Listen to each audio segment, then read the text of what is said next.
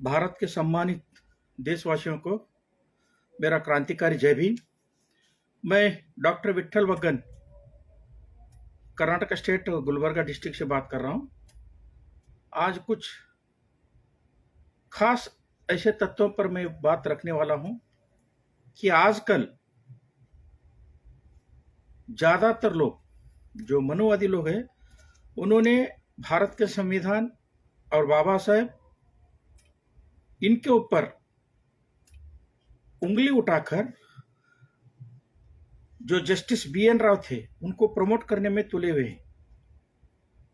इस बात पर मैं आज तमाम देशवासियों को सामने ऐसे तथ्य सामने रख रहा हूं एविडेंस के साथ। तो मैं गुजारिश करता हूं तमाम देशवासियों को, ये जो मेरा वीडियो है ज्यादा पूरा देश में फैला दीजिए। और मैं ये चाहता हूं कि ये जो मैं एविडेंस देने जा रहा हूं आज, what is the role of the BN Rao in constitution making in a constitutional assembly, then what is the role of the Baba Saheb Dr. B.R. Ambedkar in making constitution। इस दोनों महान हस्तियों के ऊपर मैं बहुत सारे तथ्य और एविडेंस रखने जा रहा हूं। उससे पहले मैं परम पूज्य बोधिसत्व बाबा साहब डॉक्टर B.R. अम्बेडकर के चरणों में मेरा मैत्रीपूर्ण सादर प्रणाम करते हुए, रुतबा मेरे सर को तेरी संविधान से मिला है, रुतबा मेरे सर को तेरी संविधान से मिला है, ये सम्मान भी तेरी संविधान से मिला है, औरों को तो मुकद्दर से मिला होगा, औरों को तो मुकद्दर से मिला होगा, हमें मुकद्दर भी तेरी संविधान से मिला है, हमें मुकद्दर भी तेरी संविधान से मिला है। इस देश में जितने भी SC ST OBC और वुमेन्स है, तमाम लोगों को अगर मुकद्दर मिला है तो वो फक्त बाबा साहब डॉक्टर B.R. अम्बेडकर की वजह से मिले हैं और किसी नेता और भगवान से नहीं मिले। ये बात कहते हुए मैं तमाम देशवासियों के सामने दो बात रखना चाहता हूं। आजकल बहुत सारे जब ग्वालियर के जो मनोवादी एडवोकेट लोग बाबा साहब की प्रतिमा प्रतिष्ठान करने के लिए जो टांग अड़ाए थे, वो लोग और जो RSS के कुछ दलाल भड़वे चमचे लोग पूरा देश में ये फैला रहे कि बाबा साहब ने संविधान नहीं लिखा, भारत का संविधान तो BN राव ने लिखा है। तो ऐसी मानसिकता रहने वाले मनुवादी लोगों को मैं आज चैलेंज के साथ कहता हूं, अगर लाइव डिबेट पे आने चाहते तो मैं गुलबर्गा में रहता हूं, मेरे साथ लाइव डिबेट पे आ जाइए। अगर मैं हार गया तो, अगर मैं एविडेंस नहीं दिया तो कि बाबा साहब डॉक्टर B.R. अम्बेडकर की वजह से ही भारत का संविधान मिला है, बहुत सारे एविडेंस दूंगा। नहीं दिया तो मैं मेरा जिंदगी में कभी भी स्पीच नहीं दूंगा। चलो दोस्तों, अब कुछ बातें आप लोगों के सामने रखने से पहले मैं कुछ बातें कह दूंगा कि जो ग्वालियर की इश्यू हुआ बाबा साहब की प्रतिमा को लेकर, उस वक्त से भारत के संविधान और बाबा साहब के विचारधारों पर या भारत का संविधान रचना में बाबा साहब का कोई मायने नहीं है, ऐसे बातें अब का नहीं है। कुछ एविडेंस मैं आपके सामने रखता हूं। 3 साल पहले आपने पेपर स्टेटमेंट देखा होगा, ये मोहन भागवत है, ये RSS के प्रमुख का, इन्होंने पेपर स्टेटमेंट दिया था कि हम भारत का संविधान बदलेंगे और चुपचाप से बदलेंगे, किसी को पता नहीं लगना चाहिए, ऐसा स्टेटमेंट इन्होंने दिया था। और 2021 में महामंडलेश्वर ने कहा था, यतीन्द्र महामंडलेश्वर ने कहा था कि नई संविधान के साथ हम नहीं पार्लियामेंट में प्रवेश करेंगे। यतीन्द्र नाथ गिरी बोलकर एक संत है, इन्होंने संविधान के ऊपर मतलब संविधान बदलने की बात किया था। ये जो है ना प्रवीण तोगड़िया, इन्होंने भी 3 साल पहले इन्होंने भी एक बात की थी कि हम संविधान बदलकर दूसरा संविधान बनाएंगे मगर मुसलमानों को बाहर रखकर, मतलब प्रवीण तोगड़िया भी संविधान बदलने की बात किया था। ये दैनिक भास्कर है, दैनिक जागरण है, 2022 फरवरी 1 का ये दैनिक जागरण का स्टेटमेंट है। इसमें हिंदू राष्ट्र का संविधान घोषणा करेंगे ऐसा मोहन भागवत ने स्टेटमेंट दिया था। और आप देखे होंगे सोशल मीडिया पर उसका एक कॉपी भी आया था नया संविधान का आरएसएस का। और बीजेपी के उम्मीदवार लल्लू सिंह ने बोला था इलेक्शन के टाइम पे, लल्लू सिंह ने बोला था संविधान बदलने के लिए भाजपा को वोट दीजिए। और दूसरी बात, एक कर्नाटक के पागल था 2017 में, एक कर्नाटक का पागल था अनंत कुमार हेगड़े बोलकर, इन्होंने बोला था, इनका वीडियो भी वायरल हो गया था कि हम संविधान बदलने के लिए आए हैं, हम संविधान बदल कर ही रहेंगे, ऐसा इन्होंने बोला था। और प्रवीण तोगड़िया का, हाँ, तो ऐसे बहुत सारे जो बीजेपी के नेता है, जो आरएसएस के दलाल है, आरएसएस के भड़वे है, इन लोगों ने भारत का संविधान बदलने की बात किया था। और आजकल भारत का संविधान बाबा साहब ने नहीं लिखा है, ऐसा बोलने वाला का कुछ मनोवादी मानसिकता के लोग सोशल मीडिया पर, प्रिंट मीडिया पर वो अपना बयान जाहिर कर रहा है। तो वो लोगों को मुंह तोड़ जवाब देने के लिए मैं लगा रहा हूं। तो दूसरी बात क्या है, तो संविधान बदलने के बाद, ये आजकल 2017 या 22 का नहीं है, 2000 में, फरवरी 22, 2000 में जब अटल बिहारी वाजपेयी जी ने संविधान परामर्शन समिति बनाए थे जस्टिस एन वेंकटाचलय को लेकर, उस वक्त उन्होंने छानबीन किया। बाद में जस्टिस वेंकटाचलय ने बोल दिया कि संविधान में बदलने की कोई गुंजाइश नहीं, उसमें कुछ है ही नहीं। क्यों बोले तो बाबा Saheb doctor B R Ambedkar ने कॉन्स्टिट्यूशन आर्टिकल 368 उसमें रखा हुआ है, हमें सिचुएशन के तहत, लोगों की जो वेलफेयर के तहत, जब भी हमारे को संविधान का रूलिंग करना पड़े तो उसको क्या है ना, हम रूलिंग करना, तो वो आर्टिकल हमें सुविधा दिया है, तो हम उसको क्या है ना संविधान में ऐड कर सकते हैं, ऐसा उन्होंने रिपोर्ट दिया था। बाद में 2010 में तमिलनाडु का राज्यपाल सुरजीत सिंह ने बोला था भारत का संविधान बदलना जरूरी है। और 2017 में जो कर्नाटक के जो एमएलसी थे वो मधुसूदन, उन्होंने बोल दिया था कि भारत का संविधान एक दलित ने लिखा हुआ है, उस संविधान को हम मानेंगे नहीं। और 2021 में दिसंबर 2021 में जब राज्यसभा में केजी आळवा फिर से संविधान संशोधन का बिल उन्होंने वहां पर प्रस्तुत किया था, उस वक्त जो समाजवादी की एमपी थे मनोज कुमार झा ने उसको विरोध किया था। ऐसे बहुत सारे बातें हैं कि भारत के संविधान के बारे में 2000 से अब तक 2025 तक 25 साल से उन लोगों ने भारत के संविधान पर वो लोगों ने आक्रमण कर रहा है, भारत के संविधान के बारे में अनाप शनाप बोल रहा है। तो ये ऐसे बुद्धिमान लोगों को मालूम नहीं है कि जिस अहदे पर, जिस हुद्दे पर, जिस पोजीशन पर वो लोग बैठे हुए हैं, वो पोजीशन दिए सो भारत का संविधान और बाबा Saheb doctor B R Ambedkar ने दिया है, ये याद नहीं। ते अनपढ़ लोगों को चुनकर लाए तो ऐसा ही अनाप शनाप बातें बोलते रहेंगे। तो मैं चैलेंज करता हूं, जितने भी मोहन भागवत होंगे, प्रवीण तोगड़े होंगे, कोई भी स्वामी स्वरूपानंद रहते, अनंत कुमार हेगड़े रहते, गो मधुसूदन रहते, कोई भी पूरा भारत में कोई भी रहते, भारत का संविधान फक्त बाबा साहब ने लिखा हुआ है। मैं ऐसे रिकॉर्ड्स दस्तावेज दूंगा। आज के विषय पर मैं बात करने से पहले आप लोगों को बता दूंगा कि मैं कुछ एविडेंस के साथ आप लोगों के सामने मेरा विचार रख रहा हूं कि भारत का संविधान का रचना में BN राव का क्या पात्र है, रोल क्या है। ये भारत का संविधान का कॉन्स्टिट्यूशन असेंबली डिबेट्स है, आपको मालूम होगा, ये 8 खंड में है, 8 खंड में इसको रेफर करके मैंने बात रख रहा हूं। और ये जो भारत के सुप्रीम कोर्ट के चीफ जस्टिस थे, जस्टिस ES वेंकटरामैया, उन्होंने एक डॉक्यूमेंट्री लिखा था BN राव कॉन्स्टिट्यूशनल एडवाइजर बोलकर, बहुत बढ़िया किताब है, ऑथेंटिक किताब है। अगर जो मेरा वीडियो देख रहे हैं ये वो दोस्तों, ये किताब आप लोग पढ़ना सख्त जरूरत है। इस किताब में what is the role of the BN Rao in making of the Indian constitution, इसके बारे में बहुत सारी जानकारी है, तथ्य है।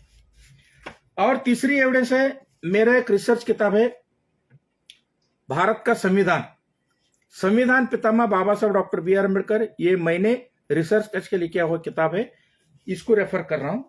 और जो 2015 में मैंने रिसर्च किया था, 5 साल रिसर्च करके लिखा था, मर्यादा माणिक्य बाबा Saheb doctor B R Ambedkar, ये दोनों कन्नड़ा में, बाकी सब जो हिंदी इंग्लिश में है। ऐसे 4-5 दस्तावेज में रेफर करके आप लोगों के सामने कुछ विचारधारा रख रहा हूं। What is the role of the B N Rao in constitution making in constitution assembly. यहां पर आप लोग 4 हिस्से को समझ लेना जरूरी है, समझना। सबसे पहला है, संविधान जो रचना का प्रक्रिया चालू हुआ था उसको 4 भागों में बटा था। एक कॉन्स्टिट्यूंसी असेंबली, इसका चेयरमैन था डॉक्टर राजेंद्र प्रसाद। एक drafting committee, constitutional drafting committee, इसका चेयरमैन थे परम पूज्य बोधिसत्व बाबा Saheb doctor B R Ambedkar. और जो कॉन्स्टिट्यूशन असेंबली थे, इसमें जो कॉन्स्टिट्यूशनल एडवाइजर थे वो थे बी एन राव। और जो ओरिजिनल कॉन्स्टिट्यूशन को कॉपी करा के कैलिफर में जो लिखा था वो प्रेम बिहारी रईजादा और नंदलाल बोस। ये 4 हिस्सों को हम समझना सख्त जरूरत है। पहला, कॉन्स्टिट्यूशन असेंबली का chairman Rajendra Prasad, drafting committee के चेयरमैन बाबा Saheb doctor B R Ambedkar.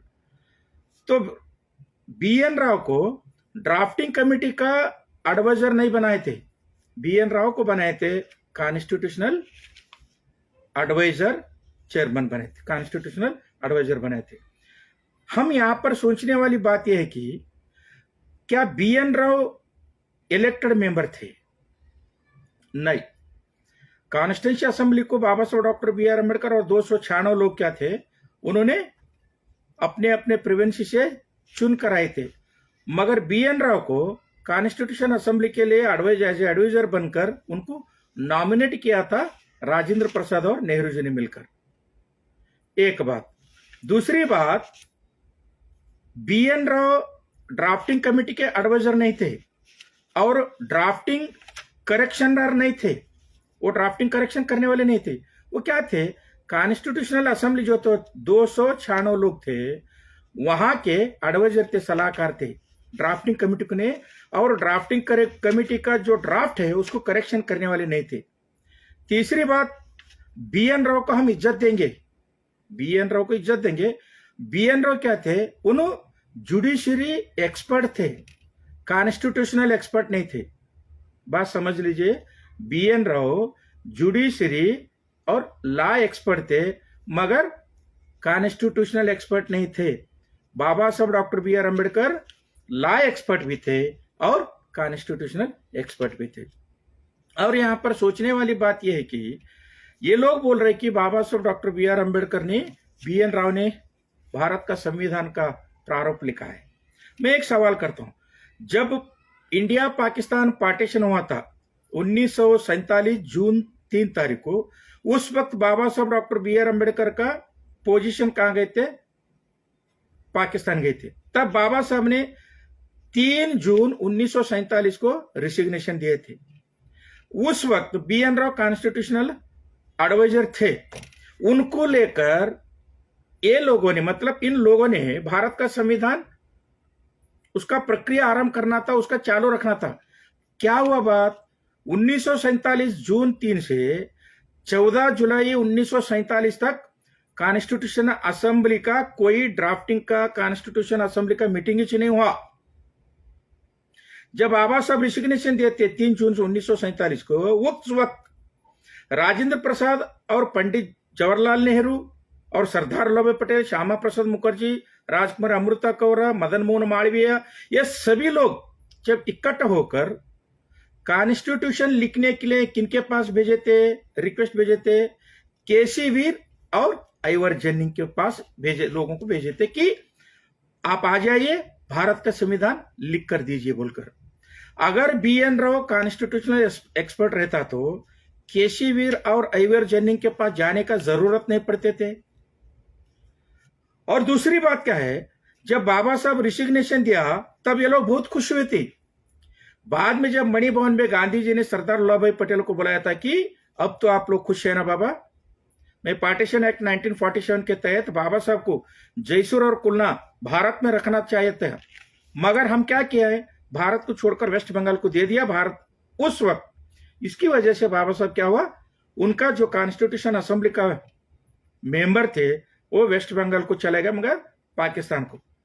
अब बाबा साहब सो संविधान रचना समिति से बाहर थे, अभी ड्राफ्टिंग कमेटी नहीं बने थे। बाबा साहब को बाहर रखकर ये लोगों ने ड्राफ्टिंग कमेटी बनाकर कॉन्स्टिट्यूशन बनाना था, नहीं बनाया। क्या हुआ, ये लोगों को मतलब सरदार वल्लभ पटेल और राजेंद्र प्रसाद को दिक्कत आ गई कि कॉन्स्टिट्यूशनल एक्सपर्ट कोई भी नहीं है। जो सदन में थे सबके सब लायर थे और कुछ लोग रिटायर्ड जज से प्रैक्टिशनर जज थे और BN राव एक जज थे। तो इसीलिए हम सरदार वल्लभ राजेंद्र प्रसाद के लेटर करस्पॉन्डेंस उनका जो डॉक्यूमेंट्री देख लिया तो उन्होंने 30 जून 1947 को, लिख लीजिए, 30 जून 1947 को राजेंद्र प्रसाद ने मुंबई का जो प्राइम मिनिस्टर थे BG खेर को एक लेटर लिखा था। क्या बोलकर, अब कॉन्स्टिट्यूशन असेंबली में सभी लोग कांग्रेस का अनुयायी है, कोई कॉन्स्टिट्यूशनल एक्सपर्ट नहीं है, इसीलिए बाबा साहब डॉक्टर BR अम्बेडकर को कॉन्स्टिट्यूशनल असेंबली में लाना जरूरत है। इसलिए तुम क्या करना, जो 13 जून 1947 को नेहरू जी जब ऑब्जेक्टिव रेजोल्यूशन पर बात कर रहे थे, उस वक्त ऑब्जेक्शन किया था कि बैरिस्टर MR जयकर को रेफरेंस डालकर, कब का, 13 जून 1947 का रेफरेंस डालकर MR जयकर को रिसिग्नेशन ले लो, नहीं तो उसको उच्चाटन कर दो। उस जगह पर क्या है ना, बाबा साहब डॉक्टर BR अम्बेडकर को कॉन्स्टिट्यूशनल असेंबली में लाने के लिए वो पूरा प्रबंध करना, ऐसा लेटर 30 जून 1947 को राजेंद्र प्रसाद ने BG खेर को लिखा था। और letter correspondence letters of the Sardar Vallabh Patel, मेरे ख्याल से वॉल्यूम नंबर 4 के 5 है, उसमें उन्होंने 1 जुलाई 1947 को BG खेर को लेटर लिखते हैं कि राजेंद्र प्रसाद और हम जो आपको दूरवाणी पे मतलब फोन पे बात किए थे, उसके हिसाब से तुमने क्या है ना, बैरिस्टर MR जयकर को रिसिग्नेशन लेकर उस जगह पर बाबा साहब को जिताने के लिए, वो भी अनकॉन्टेस्टेड जिताने के लिए प्रबंध करना बोलकर 1 जुलाई 1947 को सरदार वल्लभ पटेल ने BG खेर, जो मुंबई का जो प्राइम मिनिस्टर थे, उनको लेटर लिखा था। इसीलिए BG खेर से मतलब बैरिस्टर MR जयकर से रिसिग्नेशन लेकर बाबा साहब डॉक्टर BR अम्बेडकर को, जो राजगृह है मुंबई में, उस राजगृह को मदन मोहन मालवीय, राजकुमारी अमृता कौर रिप्रेजेंटेशन लेकर गया, जाकर उनसे हाथापांव जोड़कर बोल दिया कि भारत का संविधान लिखने का ताकत आप ही के पास है। तो बाबा साहब ने पूछ लिया, फिर तुम लोगों ने केसीवीर और अय्यर जेनिंग के पास जाकर रहे थे, उसका क्या हुआ? बोले तो नहीं, उन्होंने भारत का संविधान लिखने का मना किया है। क्यों? बोले तो भारत का संविधान लिखने के लिए बहुत सारे तजुर्बा चाहिए और पूरा भारत का जो हिस्टोरिकल है, पॉलिटिकल है, इकोनॉमिकल है, एजुकेशन है, सोशल, इसके बारे में पूरा जानकारी जिनको है उन्होंने भारत का संविधान लिख सकता है, हमसे नहीं होगा, ऐसा बोल दिया है। अगर भारत का संविधान आपने नहीं लिखा तो भारत इंडिपेंडेंट नहीं हो जाएगा। जो 563 जो प्रोविंसेस है वो अलग अलग होकर रहेंगे, भारत यूनियन भारत नहीं होगा, ऐसा मदन मोहन मालवीय ने बाबा साहब डॉक्टर BR अम्बेडकर को बोल देते। उस वक्त हैदराबाद का जो निजाम थे मीर उस्मान अली और जूनागढ़ का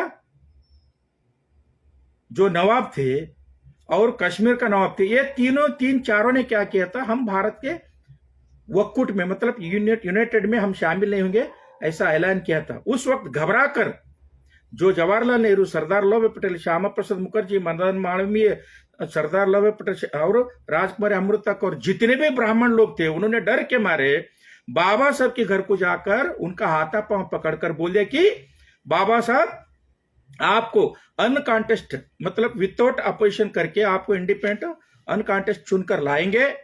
आपको जितने भी 3 शर्तें हैं हम उनको 3 शर्तें आपका पूरा करेंगे। उस वक्त बाबा साहब ने हंसकर बोल दिया, मेरे को हमारे कौम से पहले देश का जरूरत है, तो देश बड़ा है मेरे लिए बोलकर बाबा साहब ने मान लिया। तो 3 शर्तें क्या थी?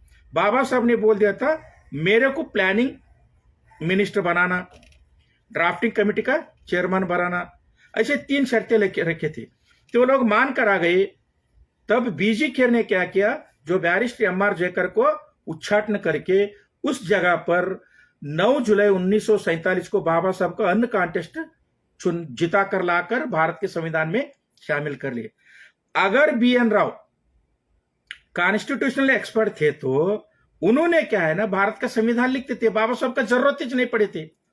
ये अनपढ़ लोग बोलते हैं कि कुछ अनपढ़ लोग, ब्रिटेन का रानी थे, ब्रिटेन का रानी, उन्होंने दबाव डाला इसलिए बाबा साहब को चुनना है। नहीं नहीं नहीं, ब्रिटेन का रानी तो 1951 में आ गए हो। भारत का संविधान जो प्रारूप तैयार हो रहा था उस वक्त 6वां जॉर्ज था, जॉर्ज पंचम के बेटे थे। तो ये अनपढ़ लोग, इसलिए मैं बोलता हूं कि ये ऐसे लोगों को half knowledge is very dangerous in knowledge. पहले सबसे पहले आप कॉन्स्टिट्यूशन डिबेट जो वॉल्यूम्स है 12 वॉल्यूम वो पढ़ लेना चाहिए। उस वक्त क्या ना बाबा साहब की ताकत क्या है उसको आप लोगों को मालूम हो जाएगा।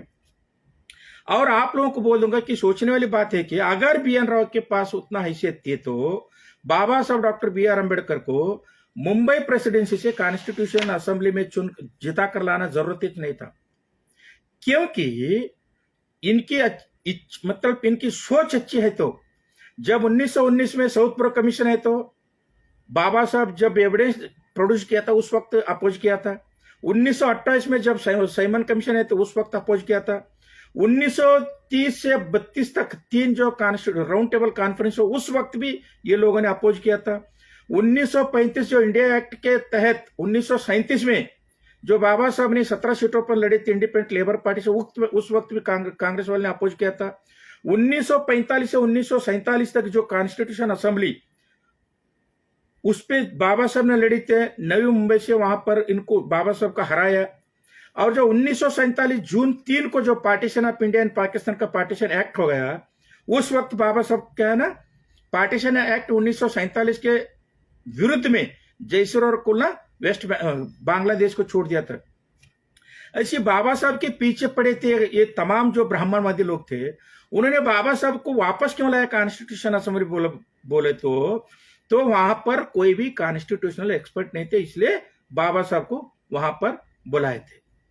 और दूसरी बात आप लोगों को ये बात बोलना चाह रहा हूं कि बाबा साहब ने जो कॉन्स्टिट्यूशन असेंबली में 25 नवंबर 1949 मतलब 25 नवंबर 1949 को जब कॉन्स्टिट्यूशन असेंबली में जो समारोह के भाषण दे रहे थे, बाबा साहब ने एक लाइन लिख दिया। उस वक्त जो कॉन्स्टिट्यूशन असेंबली के जो मेंबर्स थे, बहुत सारे मेंबर क्या कहते, बाबा साहब के स्टीम रोलर है, बाबा साहब के, मैं उनकी वो लोग जितने भी लोग बोल दिया है उन्हीं का बातों में समझाऊंगा। राजेंद्र प्रसाद ने बोल दिया था, हाँ, के.बी. राव ने बोल दिया था बाबा साहब को, बाबा साहब जो है भारत का संविधान का पिता भी उन्होंने है, माता भी उन्हीं है। मतलब भारत का संविधान का जो मदर और फादर दोनों बाबा साहब है। जो कॉन्स्टिट्यूशन असेंबली थे, जो इन्हों भी जो लॉ के बारे में जानकारी थे, बी.के. राव ने बोल दिया था। जो हमारी कॉन्स्टिट्यूशन असेंबली के जो चेयरमैन थे राजेंद्र प्रसाद ने बोल दिया था, अगर बाबा साहब भारत का ड्राफ्टिंग कमेटी में नहीं होता तो, और बाबा साहब ने भारत का इतना बेहतरीन संविधान नहीं लिखा तो हमसे किसी से भी ये संविधान लिखना नहीं होता था। ऐसी बात मैं नहीं बोला, राजेंद्र प्रसाद ने बोल दिया था। मैं वो बात पे आ जाऊंगा जो आजकल लोग बाबा साहब की बातें लेकर वही लोग बोल रहे कि भारत का संविधान बी.एन. राव लिखा है। यह सोचने वाली बात यह है साथियों कि बाबा साहब ने क्या बोल दिया है। मैं कॉन्स्टिट्यूशन डिबेट वॉल्यूम के अंग्रेजी का और कॉन्स्टिट्यूशन डिबेट वॉल्यूम के हिंदी वॉल्यूम का और कन्नड़ा वॉल्यूम का 3 लैंग्वेज का जो ट्रांसलेशन जो है, जो बाबा साहब के मुंह से आई हुई बात का, मैं आप लोगों के सामने जिक्र करके उसका मैं इंटरप्रिटेशन करूं।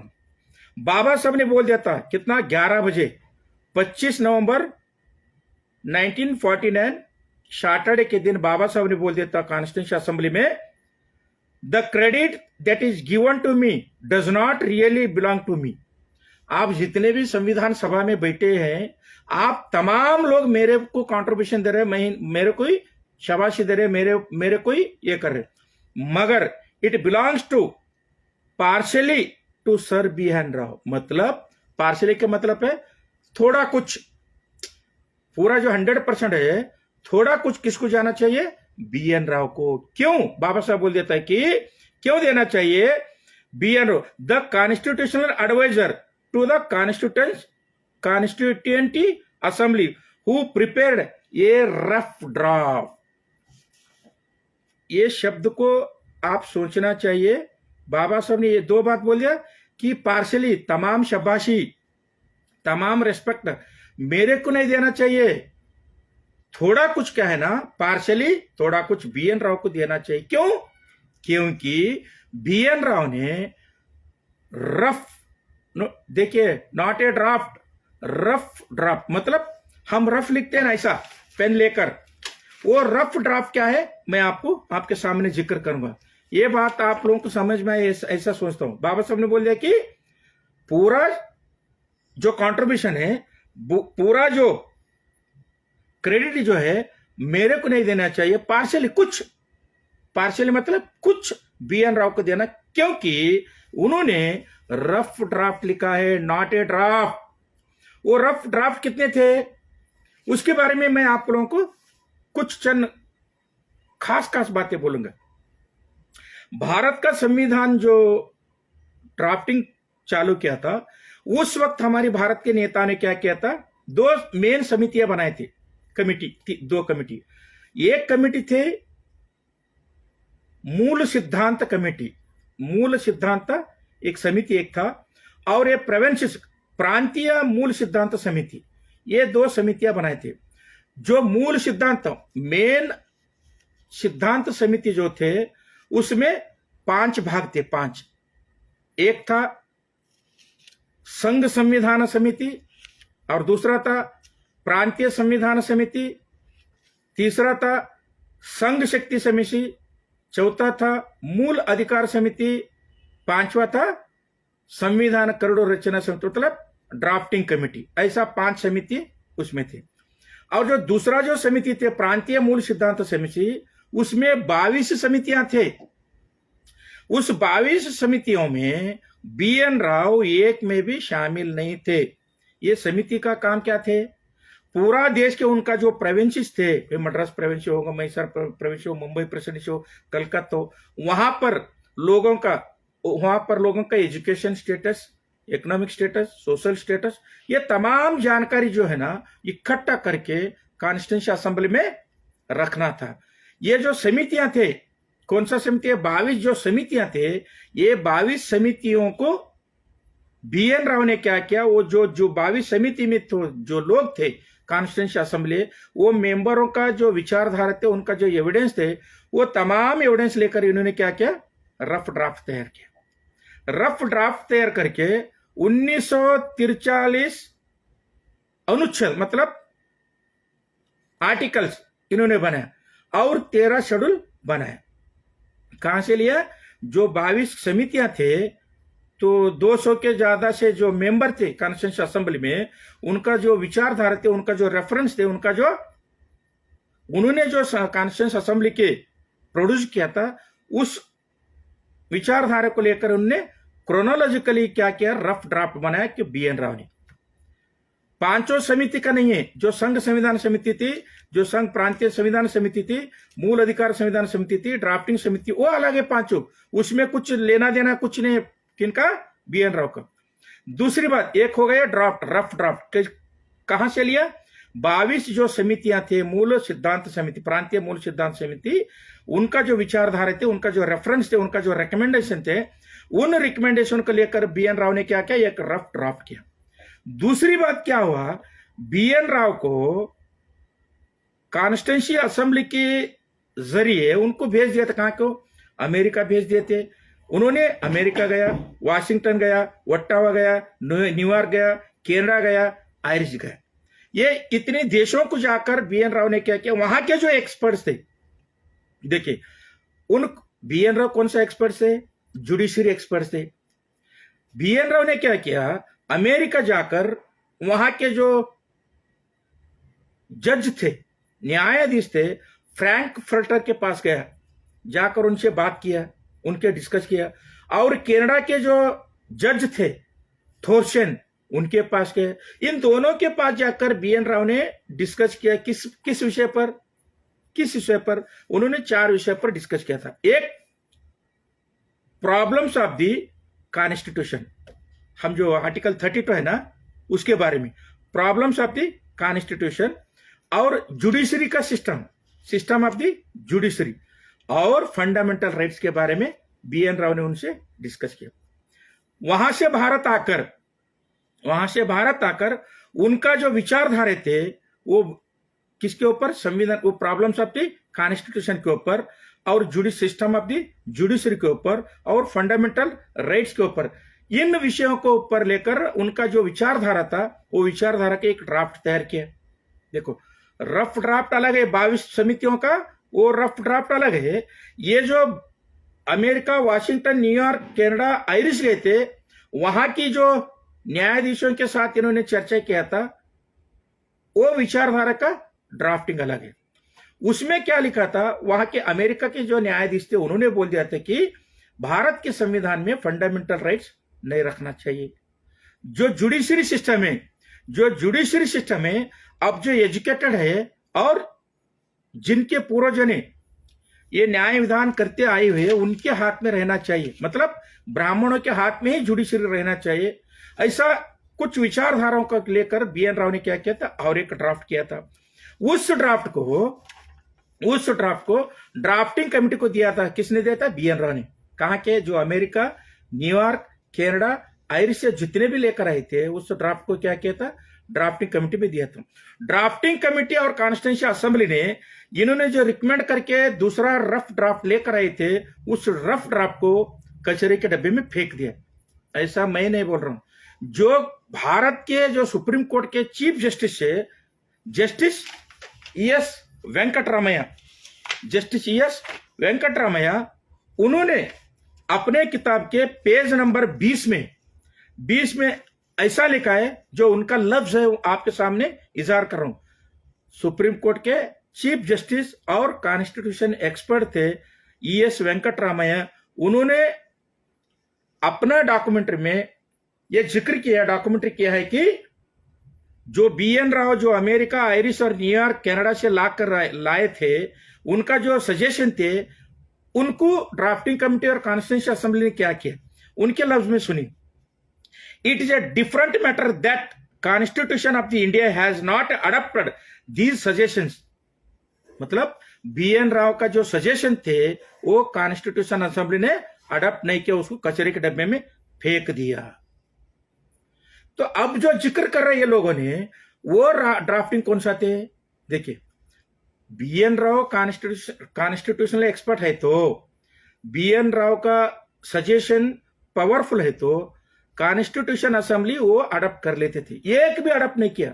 ये मैं नहीं बोल रहा हूं, जस्टिस ES वेंकटरामैया उन अपने जो डॉक्यूमेंट्री बनाए हैं, उसमें साफ साफ लिखा है कि constitution assembly not adopted BN Rao recommendation. तो एक बात तो तय हो गया है, जो बाहर से जो विचारधारा लेकर आए थे BN राव, उसको कचरे के डब्बे में फेंक दिया। और दूसरी बात क्या है, जो रफ ड्राफ्ट है, उसके बारे में कुछ जानकारी लेंगे। जो रफ ड्राफ्ट है, हालांकि BN राव ने वो रफ ड्राफ्ट लिखा है, वो रफ ड्राफ्ट क्या किया है, तो उससे पहले मैं एक बात बोल दूंगा कि जब बाबा साहब डॉक्टर BR अम्बेडकर को मालूम हो गया कि माउंटबेटन ने आकर 1 जून 1947 को एक ऑर्डर कॉपी दे दिया कि 3 जून 1947 से इंडिया और पाकिस्तान पार्टीशन हो जाएगा और अपना संविधान आप खुद लिख लो। उस वक्त बाबा साहब ने ऐलान किया था कि मैं 3 जून को ही मैं अपना इस्तीफा दूंगा, इस्तीफा दे दिया। जब बाबा साहब ने इस्तीफा दे दिया था उस वक्त बीएन राव ने क्या किया, जो बाहर से जो सजेशन लेकर आए थे उनका जो विचारधारे थे कॉन्स्टिट्यूशन के मेकिंग के कॉन्स्टिट्यूशन के ऊपर, वो विचारधारा का कॉपी किसको दे दिया, राजेंद्र प्रसाद को घर को ले जाकर दिया। फिर बीएन राव किधर गया, जो 1947 3 जून से बीएन राव बर्मा देश का कॉन्स्टिट्यूशन एडवाइजर बनकर चले गए। बीएन राव भारत का संविधान का जो एडवाइजर थे वो खत्म हो गया। कहां गए बीएन राव, बर्मा देश को जाकर वहां के कॉन्स्टिट्यूशन का असेंबली का एडवाइजर बन गए। और तीसरी बात, जो 22 समिति का जो रिपोर्ट थे उसको क्या है ना रफ ड्राफ्ट करके बीएन राव ने क्या किया, 11 नवंबर 1947 को राजेंद्र प्रसाद को दे दिया कि वो ये रफ ड्राफ्ट है, जितने भी जो समिति 22 समितियां है वो समिति का जितने भी रिपोर्ट्स है इसको मैंने क्या किया, क्रोनोलॉजिकल मैंने बना के रखा है, ये ले लो बोलकर। तब जो कॉन्स्टिट्यूशन असेंबली का चेयरमैन जो थे राजेंद्र प्रसाद, उन्होंने बाबा Saheb doctor B R Ambedkar जो कॉन्स्टिट्यूशनल ड्राफ्टिंग कमेटी का जो चेयरमैन थे उनको दे दिया। यहां और एक बात आप लोगों के सामने रखना चाह रहा हूं कि जब कॉन्स्टिट्यूशन का मसौदा तैयार करने का प्रोसेस चालू हुआ था उस वक्त 1947 में जुलाई 8 तारीख को 1947 जुलाई 8 तारीख को कांग्रेस वर्किंग कमेटी ने यह कमेटी बनाए थे, कांग्रेस वर्किंग कमेटी ये कमेटी बनाए थे। आप वो जस्टिस एस वेंकटराम के डॉक्यूमेंट्री का मैं वही पढ़कर सुनाता हूं आपको।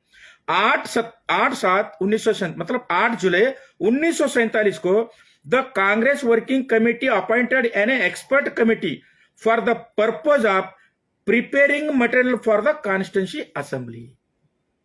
मतलब जो कॉन्स्टिट्यूंसी असेंबली है इसको मटेरियल लाने के लिए एक कमेटी बनाया, एक प्रिपेयर करने के मटेरियल प्रिपेयर करने के लिए कमेटी बनाया।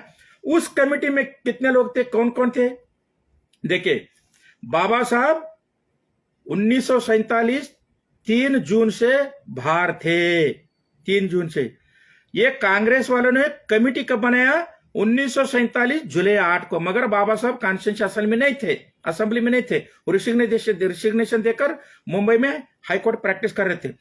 उस जो एक्सपर्ट कमेटी है जो preparing of the material committee है उसका चेयरमैन थे नेहरू जी, और 5 मेंबर थे। एक का नाम था आसिफ अली, के.एम. मुंशी, गोपाल कृष्ण अयंगर, के.टी. शाह और आर.जी. डी.आर. गाडगिल। इसमें मतलब जो कॉन्स्टिट्यूशन का जो मटेरियल प्रिपेयर करने का था उसमें बीएन राव का नाम नहीं है। जब उन कॉन्स्टिट्यूंसी असेंबली का एडवाइजर थे उनका नाम तो होना चाहिए था, कौन सा मटेरियल भारत का संविधान के लिए चाहिए, ये सुविधाएं सजेशन देने के लिए उनका सख्त जरूरत था, मगर उनका नाम इस कमेटी में नहीं थे। इसका मतलब है जब बाबा Saheb doctor B R Ambedkar बाहर थे, बीएन राव ने बर्मा देश का जो कॉन्स्टिट्यूशन असेंबली एडवाइजर बनकर गए, यहाँ के कांग्रेस लोगों ने वो कमेटी बनाए थे। और दूसरी बात, एक तथ्य की बात बोल रहा हूं, जो राजेंद्र प्रसाद का जो एक किताब है Indian constitution in the making of Indian constitution making, इस किताब में उन्होंने लिखा है पेज नंबर 5 में राजेंद्र प्रसाद ने लिखा है कि doctor Rajendra Prasad forwarded BN Rao as a guide, philosopher and friend in a task of such supreme national importance as the framing of constitution and observers. नो, देखिए इस जगह पर मतलब इस किताब में राजेंद्र प्रसाद ने किधर भी जिक्र नहीं किया था कि बीएन राव एक कॉन्स्टिट्यूशनल एक्सपर्ट है, उन्होंने ऐसा सुविधाएं दिया बोलकर। उनको क्या, उनको रेस्पेक्ट क्या दे, बीएन राव क्या थे, गाइड थे। किसको गाइड थे, जवाहरलाल नेहरू और राजेंद्र प्रसाद को। इसका मैं एविडेंस देता हूं। साथी मतलब फ्रेंड, गाइड किसको थे, राजेंद्र प्रसाद और नेहरू को।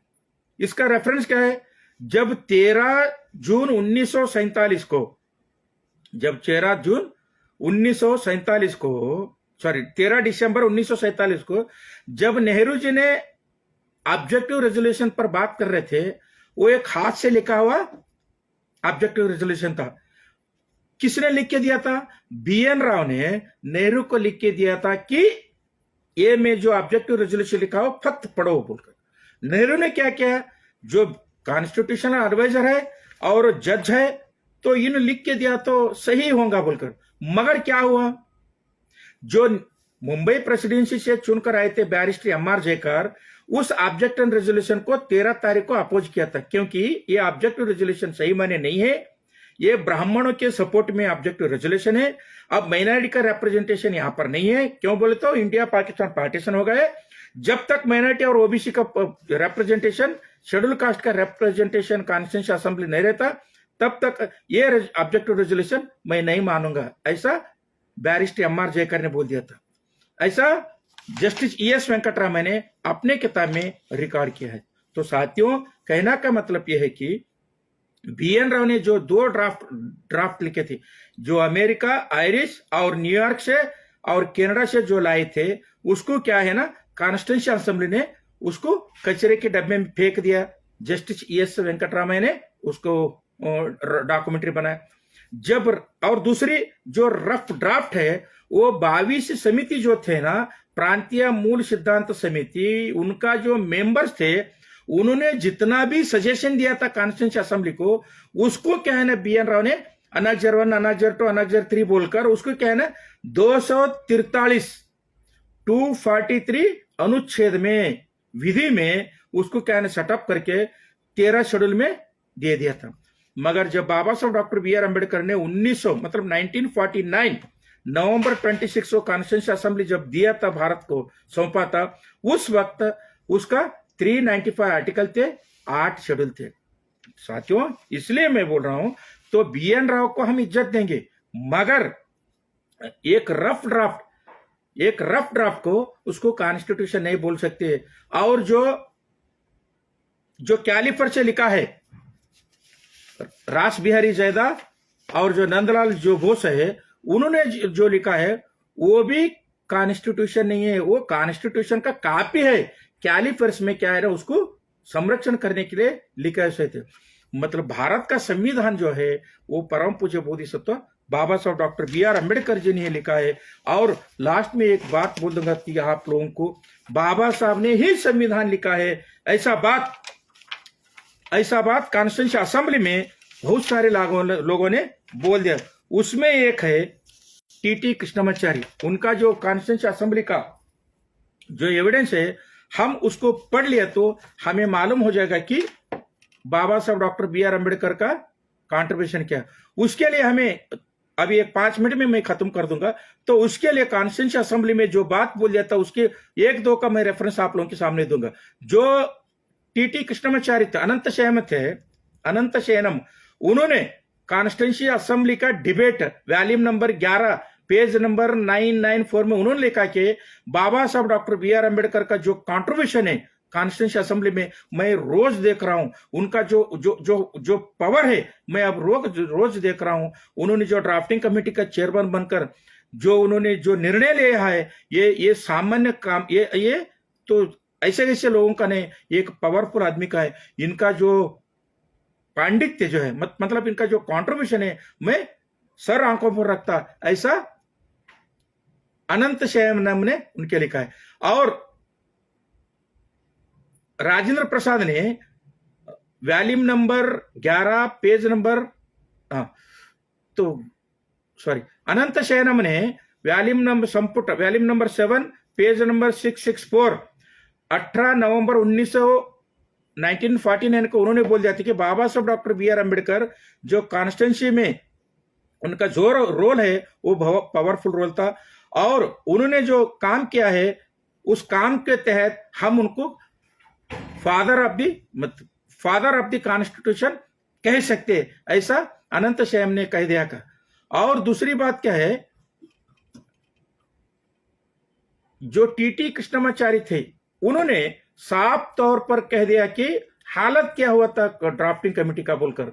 उसका जिक्र कौन सा संपुट में, वॉल्यूम नंबर 7 में पेज नंबर 231 पे लिख लेकर क्रॉस चेक कीजिए। Volume number constituency debate volume number 7 page number 231 में टीटी कृष्णमाचार्य ने लिखा है कि जो कॉन्स्टिट्यूशन का ड्राफ्टिंग कमेटी थे उसमें 7 लोग थे। उस 7 लोगों में क्या हुआ था, एक तो मर गया और दूसरा क्या है, बीमारी होकर वो घर में रह गए, और तीसरा पॉलिटिक्स में पूरा उनका जो पॉलिटिक्स में इन्वॉल्व हो गया, और एक तो उनका अपने बिजनेस में पूरा उनका टाइम गुजार गया। ऐसे टीटी कृष्णमाचार्य ने कॉन्स्टिट्यूंसी असेंबली में बोल दिया। मैं आप लोगों को मेरा किताब में भी है, मैं आप लोगों को बताऊं कि कौन कौन कहां गए थे बोलकर। तो बीएल मित्तल जो ड्राफ्टिंग कमेटी का मेंबर थे उन्होंने रिसिग्नेशन दिया, और डीपी खैतान 1947 में वो मर गया। वो अल्लाडी कृष्णस्वामी अय्यर 1947 में उनका हेल्थ खराब हो गया, उन भी छोड़ दिया। एन गोपाल स्वामी अयंगर 1947 से कश्मीर का चीफ मिनिस्टर बन गया। केएम मुंशी हैदराबाद के पॉलिटिक्स में वो बिजी हो गए। सैयद मोहम्मद सादुल्ला आसाम का पॉलिटिक्स में बिजी हो गए। ये जो ड्राफ्टिंग कमेटी के चेयरमैन थे तमाम लोग अपने अपने कामों में बिजी हो गए थे। ये मैं नहीं बोल रहा हूं, टीटी कृष्णमाचार्य ने ड्राफ्टिंग कॉन्स्टिट्यूंसी असेंबली के वॉल्यूम नंबर 7 में उन्होंने लिखा है, मैं जिक्र किया हूं। इसका मतलब है ये 6 लोग कुछ भी कंट्रीब्यूशन नहीं, उन्होंने बोल दिया कि बाबा, ये सभी लोग कुछ भी कंट्रीब्यूशन नहीं किया, मगर बाबा साहब डॉक्टर बी.आर. अम्बेडकर ने पूरा रेस्पॉन्सिबिलिटी लेकर भारत का संविधान लिखा है। मैं उनको शुक्रगुजार हूं। ऐसा टीटी कृष्णमाचार्य ने अपने जो सभा में जो बात किया उस वक्त कही थी। ऐसी बातें, बहुत सारे बातें बाबा साहब के बारे में, बाबा साहब के कंट्रीब्यूशन के बारे में, बाबा साहब के नॉलेज के बारे में, बाबा साहब ने जो संविधान की सभा में जिक्र किया था, जो 7,000 चिल्लर जो प्रश्नावली थे उसके बारे में, और बाबा साहब ने जितने भी प्रश्नावली को आंसर दिए थे उसके बारे में बहुत सारे डॉक्यूमेंट्री कॉन्स्टिट्यूंसी डिबेट में है। तो इसलिए मैं वो देश के गद्दारों से और संविधान के गद्दारों से मैं चैलेंज करता हूं। अब भी आप लोगों को तसल्ली नहीं हुआ तो मैं चैलेंज करता हूं। मैं कर्नाटक गुलबर्गा में रहता हूं, आप लोग मेरे से लाइव पे बहस किया तो मैं आपको धजिया उड़ा दूंगा। ऐसा कहते हुए तमाम देश के सम्मानित साथियों को मैं मेरा क्रांतिकारी जय भीम कहते हुए एक शेर के साथ मेरा बात रखता हूं। सूरज को क्या पता चांदनी क्या होती है, सूरज को क्या पता चांदनी क्या होती है, आसमान को क्या पता जमीन क्या होती है। जिंदगी भर भगवान के नाम पर भीख मांग के खाने वालों को क्या पता भारत का संविधान क्या होती है, भारत का संविधान क्या होती है। जय भीम, नमो बुद्धाय।